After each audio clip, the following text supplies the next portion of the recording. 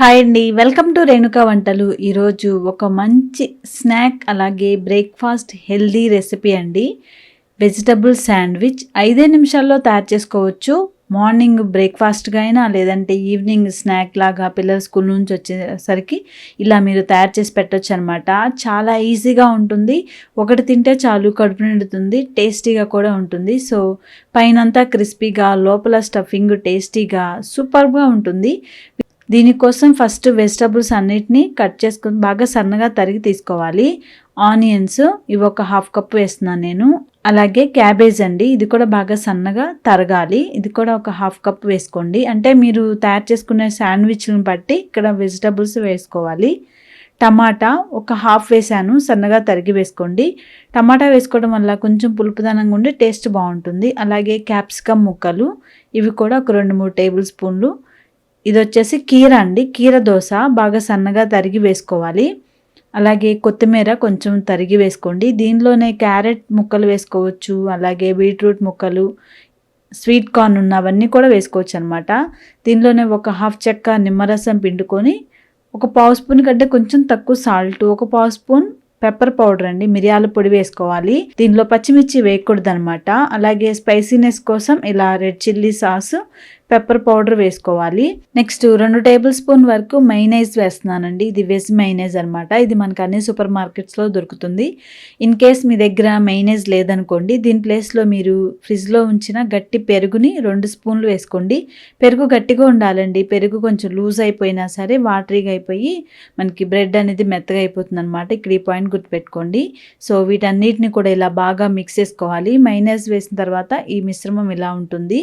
దీన్ని ఇలా తయారు చేసి పక్కన పెట్టుకోండి. ఇప్పుడు శాండ్విచ్ కోసం బ్రెడ్ స్లైసెస్ నేను వచ్చేసి వీట్ బ్రెడ్ తీసుకున్నానండి. మిల్క్ బ్రెడ్ అయినా తీసుకోవచ్చు.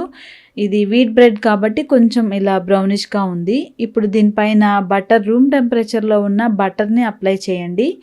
ఇలా బటర్ వేయడం వల్ల ఏంటంటే బ్రెడ్ అనేది టేస్టీగా ఉంటుంది. అలాగే రోస్ట్ అయినప్పుడు క్రిస్పీగా కూడా తయారవుతుంది.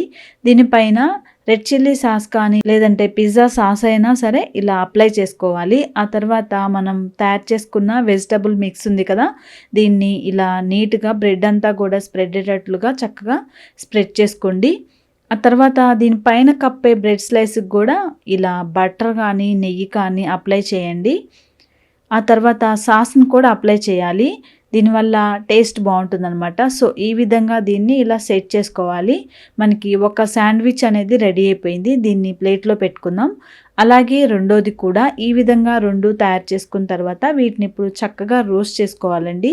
జనరల్గా వీటిని ఓవెన్లో పెడతారు, లేదంటే శాండ్విచ్ రోస్టర్స్ ఉంటాయి వాటిల్లో పెడతారు. ఇప్పుడు మన దగ్గర అవేమీ లేవు అనుకుంటే మనం ఇలా పాన్లో కూడా చేసుకోవచ్చు అనమాట. పాన్లో ఇలా బటర్ వేసుకొని బటర్ మధ్యలో కొనేటట్లుగా కరిగిన తర్వాత ఈ శాండ్విచ్ని పెట్టేసి మీడియం ఫ్లేమ్లో ఒక 2 నిమిషాలు ఉంచండి. ఎక్కువసేపు అవసరం లేదనమాట.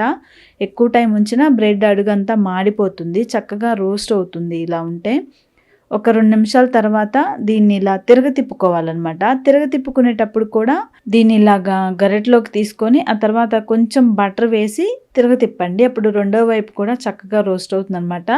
ఎక్కువ బటర్ ఒకేసారి లేదంటే ఎక్కువ ఆయిల్ ఒకేసారి వేయకుండా ఇలా దాని వరకు వేసుకుంటే మనకి చక్కగా వేస్ట్ కాకుండా ఉంటుందన్నమాట. ఈ శాండ్విచ్ని ఆయిల్తో కన్నా బటర్తో రోస్ట్ చేసుకుంటేనే బాగుంటుందండి. చూడండి, 2 వైపులా కూడా మంచి గోల్డెన్ కలర్లోకి రోస్ట్ అయింది కదా. సో దాన్ని తీసి ప్లేట్లో పెట్టేసుకొని నెక్స్ట్ శాండ్విచ్ కూడా సేమ్ ఇలాగే అనమాట. చాలా ఈజీగా చేయొచ్చు, చాలా టేస్టీగా ఉంటుంది. ఒకటి తింటే చాలండి, కడుపు నిండిపోతుంది. సో నేనైతే ఇలా 2 శాండ్విచ్లు మాత్రమే చేశాను. చూసారు కదా, చాలా ఈజీగా ఉంది కదా. పిల్లలు ఇంటికి వచ్చేసరికి చిటికలో చేసేసుకోవచ్చు. మీరు తప్పకుండా ట్రై చేయండి. పైనంతా క్రిస్పీగా ఉంటుంది, లోపల స్టఫింగ్ అంతా కూడా వెజిటబుల్స్తో అలాగే టేస్టీగా ఉంటుంది. దీన్ని ఇలా 2 ముక్కలుగా కట్ చేసి సర్వ్ చేసుకోవచ్చు. చూడండి, లోపల స్టఫింగ్ కూడా నీట్గా ఉంది కదా. మనం యాడ్ చేసుకునే వెజిటబుల్స్ బాగా సన్నగా తరిగినట్లయితే స్టఫింగ్ అనేది చక్కగా ఇమిడి ఉంటుంది. దీన్ని మైనస్తో కానీ టొమాటో కెచప్తో కానీ తింటే సూపర్గా ఉంటుంది ఫ్రెండ్స్.